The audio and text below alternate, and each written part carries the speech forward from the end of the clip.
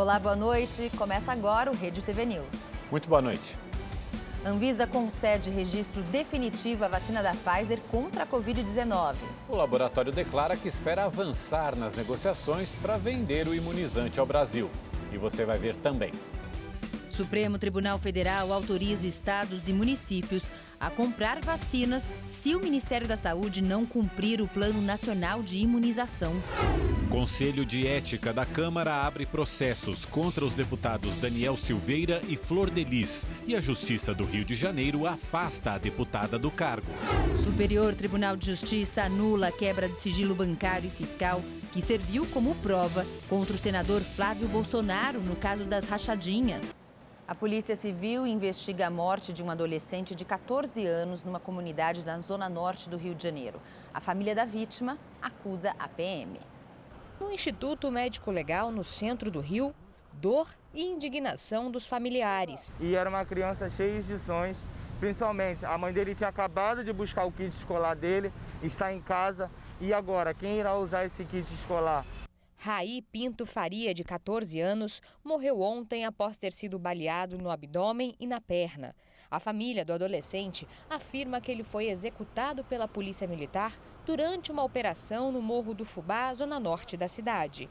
De acordo com familiares, Raí estava na porta de casa mexendo no celular quando foi abordado e levado por policiais militares. Após horas de buscas, os parentes localizaram o garoto em um hospital da região. Ele entrou como se ele fosse bandido, como se ele tivesse trocado tiros. Uma criança de 14 anos, o Raí, sentado no portão, ele foi pego por esses policiais. O Raí não é miliciano, o Raí era apenas mais um morador que a polícia militar matou. Testemunhas também acusam a corporação de retirar câmeras de segurança de uma padaria próxima ao local onde o menino sumiu. A PM nega a versão e afirma que os agentes faziam uma operação contra criminosos em diversas comunidades. Na ação, 3 suspeitos morreram. Com eles, foram apreendidos 3 fuzis, 3 pistolas, 2 granadas e drogas. Um outro homem foi preso. Após a confirmação da morte de Raí, moradores do Morro do Fubá protestaram. Um ônibus foi depredado e o motorista agredido. 29 pessoas foram levadas para a delegacia. À noite, novas manifestações. Um ônibus foi incendiado. Tenente Magalhães ao vivo.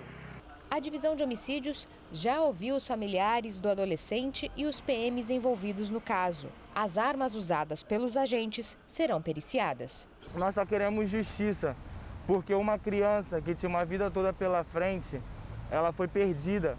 Sonhos que eles tinham foi perdido.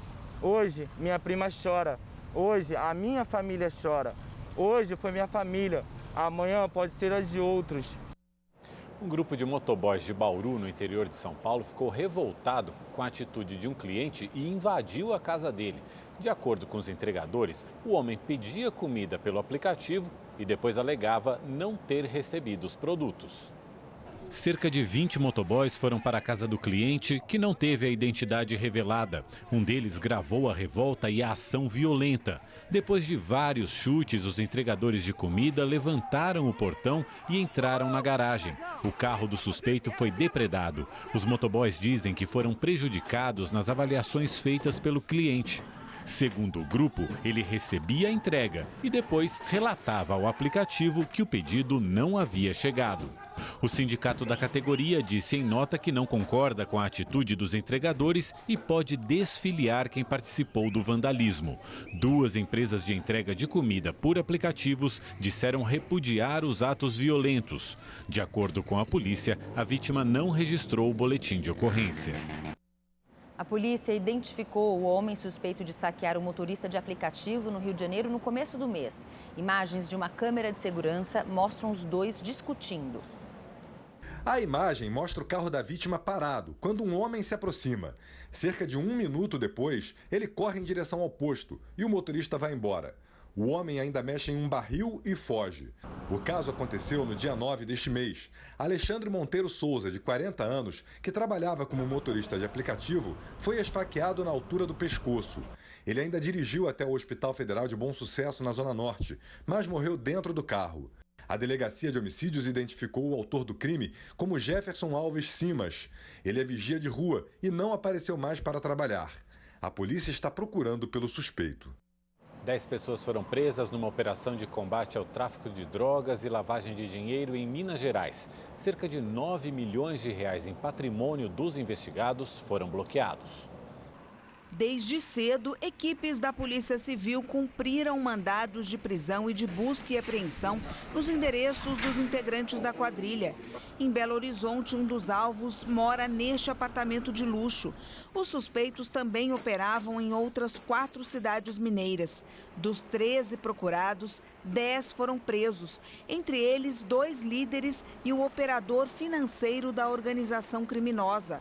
Ele recebia o lucro do tráfico de drogas e, em nome da organização, a mando dos líderes, ele adquiria patrimônio para a organização criminosa, fazendas, casas, diversos veículos e movimentava o capital dessa organização. Segundo as investigações, o grupo trazia maconha e cocaína do Paraguai e da Bolívia para abastecer pequenos traficantes em Minas Gerais. Para lavar o dinheiro da venda de drogas, foram abertas dezenas de empresas de fachada. Cerca de 9 milhões de reais foram bloqueados das contas de laranjas e familiares dos investigados. Também foi determinada a apreensão de 87 veículos, entre carros de luxo, motos e caminhões. A Anvisa, Agência Nacional de Vigilância Sanitária, aprovou o registro da vacina da farmacêutica Pfizer. Esse é o primeiro imunizante contra a Covid-19 com registro definitivo no país. Enquanto isso, a negociação entre a empresa e o governo continua travada. Foram 17 dias entre o pedido de registro definitivo feito pela Pfizer e a autorização da Anvisa. A Gerência Geral de Medicamentos da 2ª Diretoria concedeu o primeiro registro de vacina contra a Covid-19 para uso amplo das Américas. O imunizante do laboratório Pfizer-BioNTech teve sua segurança, qualidade e eficácia aferidas e atestadas pela equipe técnica de servidores da Anvisa, que prossegue no seu trabalho de proteção à saúde do cidadão brasileiro. A vacina da Pfizer já é usada em outros países, como Estados Unidos, Canadá, México e Arábia Saudita. O imunizante pode ser aplicado em pessoas com mais de 16 anos e são necessárias 2 doses, com intervalo de 21 dias entre elas. Agora, o laboratório também está testando a substância em mulheres grávidas. Nos testes gerais, a vacina apresentou eficácia de 94%. No Brasil, quase 3 mil voluntários participaram dos estudos. Em nota, a Pfizer parabenizou a Anvisa pela celeridade e profissionalismo em todas as etapas do processo. O laboratório ainda afirmou que espera avançar nas negociações para a venda do imunizante no Brasil. No ano passado, o laboratório ofereceu 70 milhões de doses que seriam entregues em dezembro, mas o Ministério da Saúde recusou. O Brasil não quer aceitar uma cláusula do contrato que prevê que o governo se responsabilizará por eventuais efeitos negativos do imunizante. As negociações estão travadas e o Ministério espera receber orientações do Palácio do Planalto sobre como proceder até sexta-feira. Enquanto isso, o presidente do Senado, Rodrigo Pacheco, vem costurando saídas legais para desfazer esse impasse. Ele protocolou um projeto de lei que autoriza o governo a arcar com os impactos negativos das vacinas e permite a contratação de seguros privados para cobrir os riscos. Ele espera aprovar o texto na próxima semana. Como nós precisamos da vacina, é preciso, então, ter uma autorização legislativa para que a União possa, através de um projeto de lei, para que a União possa fazer, então, a aquisição assumindo esses riscos. Igualmente, permitindo à União que possa constituir garantias, caução, para poder fazer a aquisição dessas vacinas. Pelo projeto, a mesma autorização seria dada a estados e municípios, para que eles também possam comprar as vacinas diretamente dos laboratórios. Hoje, o Supremo Tribunal Federal autorizou que governadores e prefeitos comprem vacinas caso o governo federal descumpra o Plano Nacional de Imunização ou não entregue doses suficientes. Quase todos os governadores já decidiram ou já aceitaram, se tiverem oportunidades de comprarem vacinas, de comprarmos as vacinas e colocarmos essas vacinas no Plano Nacional de Imunização. A proposta também prevê que empresas privadas possam comprar vacinas que tenham registro definitivo ou autorização de uso emergencial, desde que elas sejam doadas para o Plano Nacional de Imunização, até que todos os grupos prioritários sejam vacinados. Atualmente, essa compra não é permitida. Então, logo, se cumpra a finalidade principal, que é de vacinar essas prioridades do Plano Nacional de Imunização, as prioridades estabelecidas pelo Ministério da Saúde, então que se possa ter a livre iniciativa nesse sentido, para que a iniciativa privada possa adquirir, inclusive, para comercializar no futuro, mas cumprida a missão social nossa do Brasil, que é de vacinar as prioridades no Brasil. E a Câmara dos Deputados aprovou a medida provisória que estabelece o prazo de 7 dias para que a Anvisa conceda aprovação temporária para vacinas contra a Covid-19 já aprovadas por uma das 11 principais autoridades sanitárias do mundo. Em caso de falta de informação, o tempo para análise pode chegar a 30 dias. O texto segue para votação no Senado. E no aniversário de 120 anos, o Instituto Butantan entregou mais 1.200.000 doses da Coronavac ao Programa Nacional de Imunização. A previsão inicial era entregar 426 mil doses. Com o dobro de funcionários trabalhando 24 horas por dia, a remessa foi ampliada. O Butantan está fabricando 600 mil vacinas por dia e a estimativa é passar a 2 milhões de doses a partir de abril. Essas 1.200.000 doses que saem daqui a partir desse momento para o galpão do Ministério da Saúde, elas estão sendo trabalhadas desde a chegada da matéria-prima sem parar, 24 horas por dia, 3 turnos de trabalho durante o dia. Estamos entregando hoje 1.200.000, amanhã mais 900.000, quer dizer, até o dia 5, 5,6 milhões de doses. Então isso mostra o nosso compromisso com a saúde do povo brasileiro. Com esse lote, o Instituto totaliza a entrega de 11 milhões de doses ao Ministério da Saúde. Até 5 de março estão previstos mais 5.600.000 vacinas. E até 30 de agosto, um mês antes do prazo, o Butantan pretende entregar os 100 milhões de doses contratadas pelo governo federal. O governador João Dória, do PSDB, acompanhou o carregamento dos caminhões. Do Instituto Butantan, os veículos seguiram para o Centro de Distribuição e Logística do Aeroporto Internacional de Guarulhos, na Grande São Paulo. E de lá embarcaram conforme o destino programado pelo Ministério da Saúde. Cerca de 270 mil doses vão ser distribuídas no estado de São Paulo. A expectativa é que o Butantan consiga produzir as primeiras doses nacionais da Coronavac, sem depender de insumos chineses, ainda este ano, com a conclusão das obras da nova fábrica de vacinas. Em outubro, novembro e dezembro, as instalações dos equipamentos serão feitas e ainda em dezembro deste ano nós teremos já a primeira dose da vacina do Butantan 100% produzida no Brasil e a partir de janeiro em escala evolutiva para a produção industrial desta vacina. A Fiocruz recebeu hoje um novo lote da vacina de Oxford. Ela chegou da Índia. Do Rio de Janeiro, o repórter Tony Vendramini tem as informações ao vivo. Tony, boa noite. Quando é que essas doses vão ser distribuídas? Boa noite, Mauro. Boa noite, Gabriela. Muito boa noite a todos que nos acompanham. A previsão é que os 2 milhões de doses da vacina de Oxford comecem a ser distribuídos já nesta madrugada. A carga chegou hoje de manhã ao aeroporto de Guarulhos, vinda de Mumbai, na Índia, onde fica o Instituto Serum. De São Paulo veio para o Rio de Janeiro em um voo. Às 11h18 da manhã, os imunizantes chegaram ao Rio e foram imediatamente encaminhados para Biomanguinhos. Na Fiocruz, eles passam por checagem de temperatura e integridade da carga e recebem as etiquetas em português. Além disso, uma amostra passa por uma análise de protocolo antes da distribuição. Essa remessa de hoje faz parte de um acordo entre a Fiocruz e o Instituto Serum para a compra de 10 milhões de doses prontas da vacina de Oxford. A estimativa é que no próximo sábado cheguem mais 2 lotes do ingrediente farmacêutico ativo para a produção de outros 12 milhões de doses. Ao vivo do Rio de Janeiro, Tony Vendramini para o Rede TV News. Obrigada, Tony. Olha, a ocupação dos leitos destinados à Covid-19 em Pernambuco chegou a quase 90%. Na ausência de ações mais rigorosas no combate ao vírus, muita gente ainda desrespeita as medidas sanitárias no centro do Recife. A taxa de ocupação de leitos na rede pública de Pernambuco continua alta. As vagas de UTI atingiram 88%. As de enfermaria estão em 74%. No total, o estado conta com 1.928 leitos do SUS específicos para o enfrentamento da Covid-19.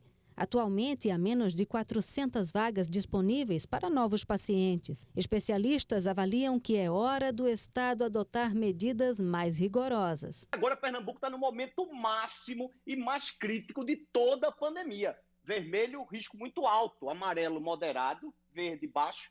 E a gente está aqui. Precisamos tomar medidas mais críticas e mais restritivas, igual tomamos nas outras etapas. Diante do descontrole da pandemia, estados vizinhos a Pernambuco anunciaram medidas mais rígidas. Na Paraíba haverá toque de recolher e fechamento das praias nos próximos 15 dias. Ceará e Bahia também anunciaram toque de recolher e restrição no horário de funcionamento de bares e restaurantes. Aqui em Pernambuco continua em vigor até 15 de março a proibição do uso de som ao vivo ou mecânico em bares e restaurantes. No centro do Recife, muita gente continua desrespeitando regras básicas, como o uso de máscaras. A Secretaria Estadual de Saúde informa que o governo de Pernambuco monitora a evolução da Covid-19 no estado e salienta que as medidas para conter a disseminação do vírus são sempre proporcionais ao cenário epidemiológico. Pesquisadores australianos concluíram que o sistema imunológico das crianças combate a Covid-19 mais rápido que o dos adultos. O estudo também aponta que 1/3 das crianças contaminadas não apresenta sintomas da doença. A família inteira da Marcele foi infectada pelo novo coronavírus. O marido dela, inclusive, foi internado com sintomas graves. O que chama atenção é que a filha, Manuela, mesmo contaminada, não teve nenhum sintoma. Apesar de estar no mesmo ambiente conosco, dormindo no mesmo quarto, ela não teve nenhum sintoma. Totalmente assintomática. Um estudo feito em Melbourne, na Austrália, analisou a atuação do novo coronavírus no organismo de crianças. 48 delas e mais 70 adultos infectados ou expostos à Covid-19 participaram da pesquisa. O que os cientistas australianos concluíram é que o sistema imunológico das crianças combate o novo coronavírus mais rápido em comparação aos adultos. Apenas as crianças com doenças crônicas precisam de mais cuidados. O mesmo estudo também apontou que 1/3 das crianças infectadas é assintomática. Ainda assim, podem transmitir o vírus. Elas continuam transmitindo, né? Então, a criança pode estar bem, sem sintoma, e transmitir para um adulto que pode ser de grupo de risco e esse adulto evolui com uma doença mais grave, até com necessidade de internação. Na Bahia, a primeira pessoa vacinada no estado contra a Covid-19 foi infectada pela doença.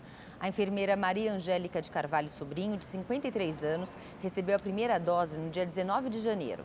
3 dias antes da segunda aplicação, ela teve os primeiros sintomas. Maria está internada e o quadro de saúde é considerado estável.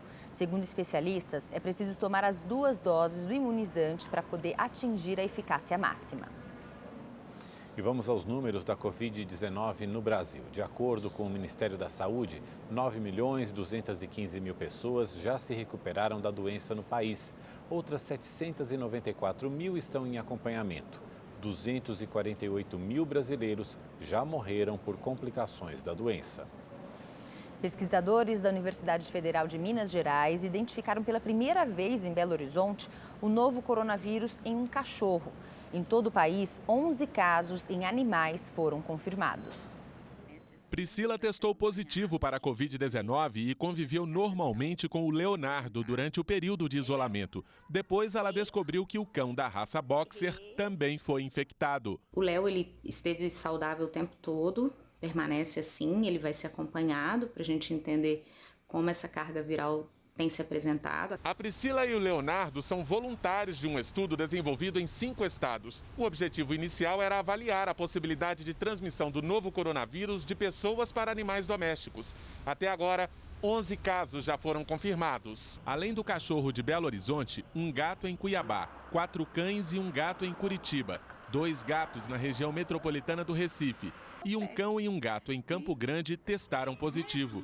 Todos conviveram com pessoas comprovadamente contaminadas. A maioria é assintomática ou apresenta sintomas respiratórios leves. Mas é importante que a gente continue monitorando para entender que alterações clínicas, patológicas, e fisiológicas que podem ocorrer nesses animais infectados. De acordo com os pesquisadores, há casos confirmados também de transmissão entre gatos, mas os animais não transmitem para humanos. Eu já achei extremamente válido, não só como veterinária, mas como cidadã, no que diz respeito à saúde pública, entender como estava ocorrendo essa dinâmica familiar. Os testes continuam e novos voluntários serão monitorados. A recomendação para os donos que testarem positivo é manter o distanciamento dos pets durante a quarentena. Diminuir o contato, buscando não reduzir abraços, beijos ou dormir com o animal.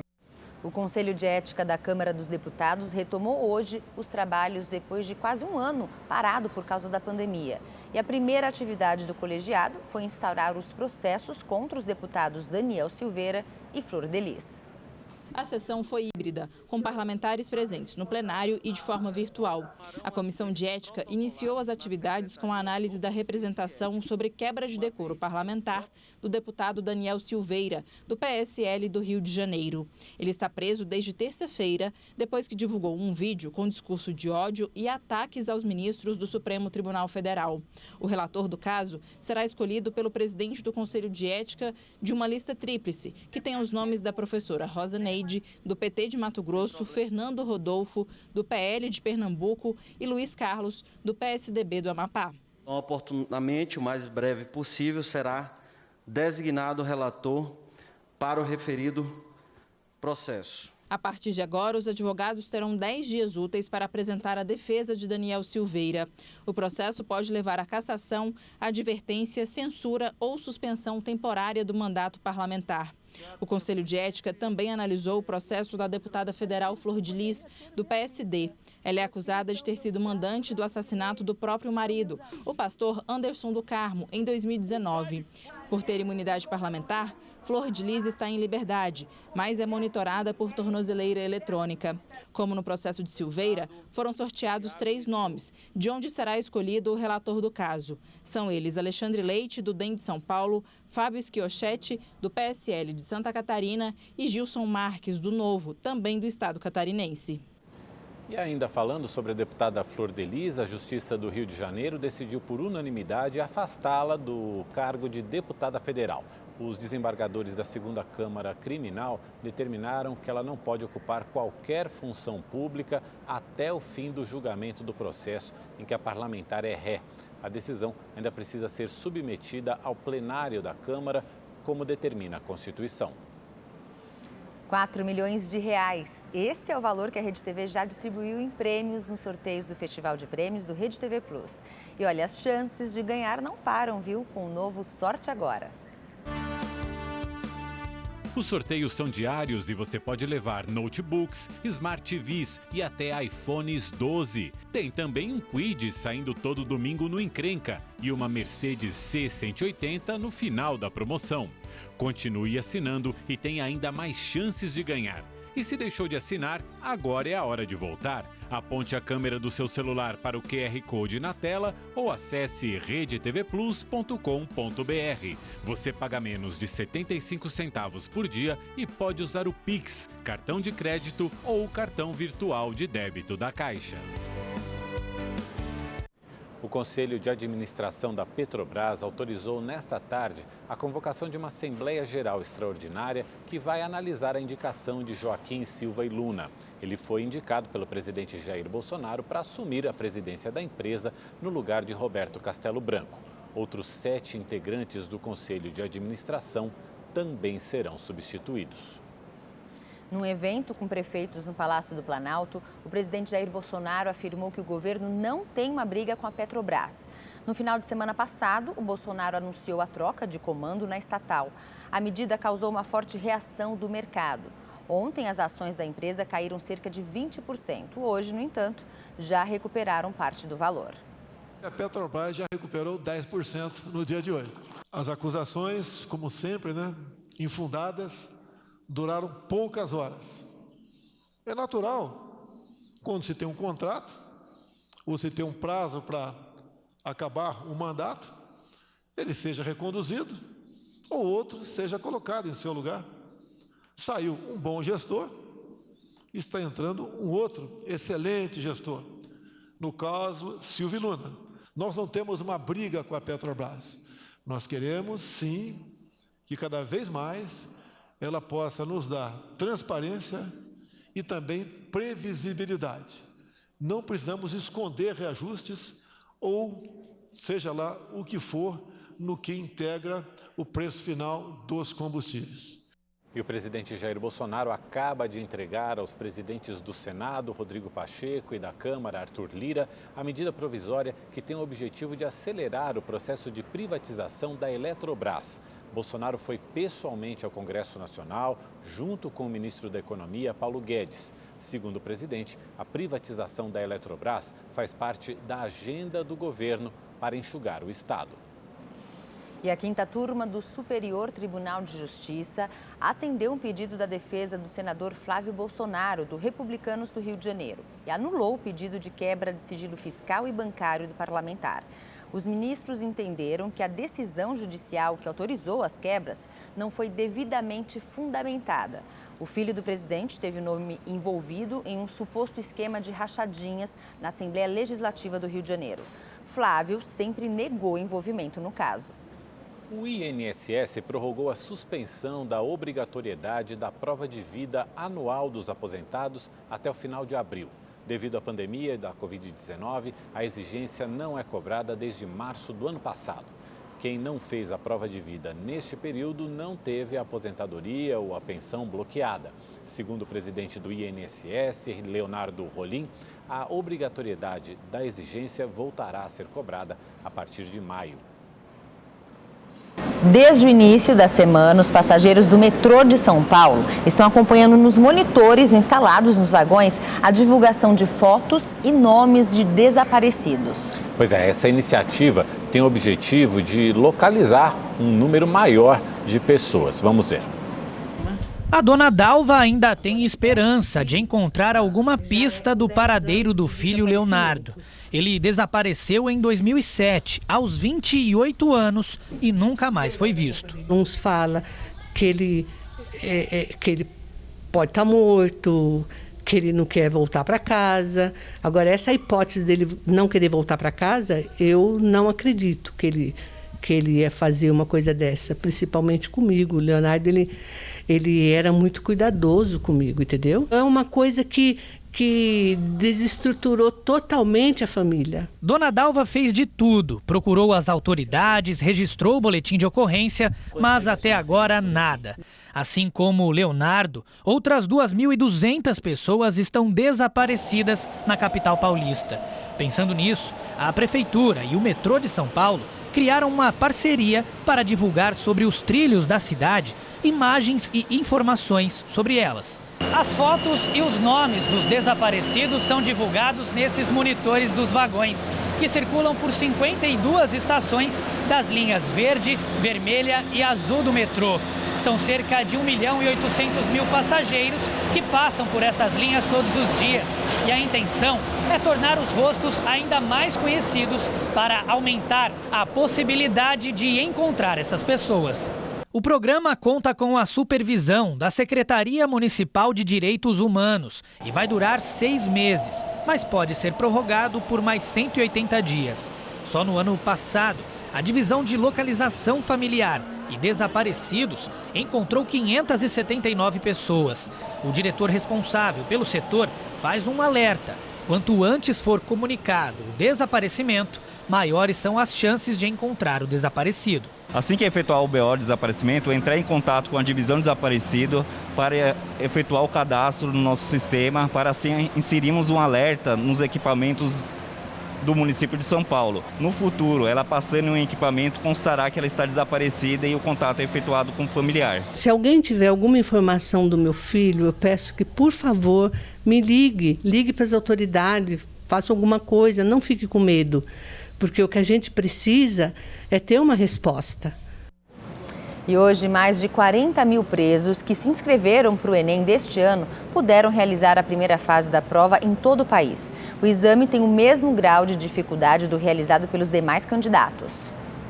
Estudar respeitando os protocolos sanitários para evitar a contaminação.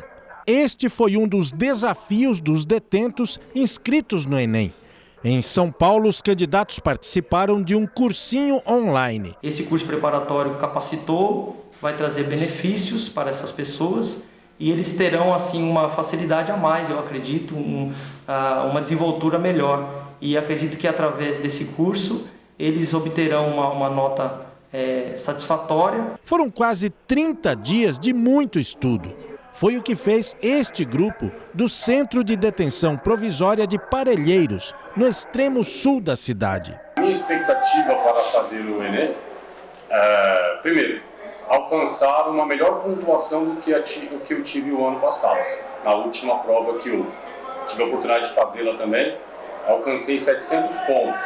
São 41.864 inscritos em todo o país. São Paulo é o estado com o maior número de candidatos. São 12.778 em 41 unidades. O tempo que um preso dedica aos estudos vai influenciar na redução penal. Ele fica menos tempo na cadeia. Mais do que isso, quando essa porta se abrir para ele em definitivo, ele pode estar dando um passo importante para a sua reintegração na sociedade. E lá fora, mais do que uma nova realidade, a sociedade é que pode encontrar alguém disposto a viver uma vida nova. Quando trazemos a oportunidade, percebemos que o indivíduo abraçou aquela oportunidade e fez dela algo positivo, isso é satisfatório para todos, inclusive para nós, enquanto gestores, mas principalmente para eles que estão na condição privada de liberdade. Um proveito e tem um objetivo de vida, que quer um novo começo para a sua vida, vai ser algo importante para o nosso futuro. As enchentes que começaram na última semana no Acre já afetaram mais de 120 mil pessoas em 10 cidades, inclusive na capital Rio Branco. O presidente Jair Bolsonaro liberou 450 milhões de reais para mitigar efeitos de desastres naturais e uma parte irá para os municípios atingidos por essas inundações. A imagem aérea é desoladora. 5 rios já ultrapassaram a cota de transbordamento. 6 mil famílias estão desabrigadas. As cidades mais atingidas são Cruzeiro do Sul, Tarauacá, Sena Madureira e Rio Branco. As 4 tiveram energia elétrica cortada para evitar acidentes ainda maiores. Milhares de famílias perderam tudo e foram levadas para abrigos montados em escolas, igrejas, ginásios e até barcos. Em Tarauacá, no norte do estado, 80% da cidade está embaixo d'água. Essas 2 casas foram carregadas pela enchente. No posto de gasolina inundado, ao invés de carros, o que se vê são canoas e voadeiras, os únicos meios de transporte. O governo federal está presente aqui com a Defesa Civil, com o Ministério da Cidadania, com o Ministério da Saúde, com o Ministério da Defesa. Assim que for solucionado o problema da liberação do orçamento, o dinheiro cai na conta dos municípios. O governo federal está fazendo tudo o que pode e a prova é a presença do secretário aqui, para que a gente possa virar essa página. De acordo com o alerta emitido pelo Instituto Nacional de Meteorologia, o Acre ainda deve enfrentar chuvas fortes nos próximos dias. O presidente Bolsonaro prometeu visitar o estado na próxima quarta-feira. Além das enchentes, o estado vive um surto de dengue e enfrenta as consequências da pandemia do novo coronavírus. Já são mais de 50 mil casos confirmados de Covid-19 e quase 1.000 mortes. E agora vamos à previsão do tempo com Igor Silveira. Olá, boa noite. Olha, no mapa a gente vê que a quarta-feira vai ser chuvosa em praticamente todo o país e o tempo só continua firme nos pontos que estão em amarelo. E a passagem de uma frente fria mantém estabilidade no Paraná e em Santa Catarina e por isso a previsão de chuva nas 2 regiões. Neste ponto do Rio Grande do Sul, o sol aparece entre nuvens e não chove. E a chuva continua assustando os moradores de Belo Horizonte. Um temporal caiu ontem em Itaúna, uma das cidades de Minas Gerais, derrubou uma árvore e ruas ficaram alagadas. Amanhã essa instabilidade continua em Belo Horizonte, chove no período da tarde em São Paulo e no Espírito Santo. Já no Rio de Janeiro, o tempo fica nublado e não deve chover. No Nordeste, o dia fica instável no Maranhão, no Piauí e no sul da Bahia. O tempo só continua firme nessa faixa que está em amarelo no mapa. Em Salvador, a máxima amanhã pode chegar aos 32 graus. No Centro-Oeste esquenta durante o dia e chove no final da tarde. Em Campo Grande, os termômetros registram 33 graus. E para saber mais sobre a previsão do tempo na sua cidade, é só entrar no site da Rede TV. Eu fico por aqui, uma ótima noite e até mais. Rede TV News fica por aqui, uma ótima noite para você. Obrigado pela companhia, amanhã a gente está de volta. Tchau, tchau, boa noite.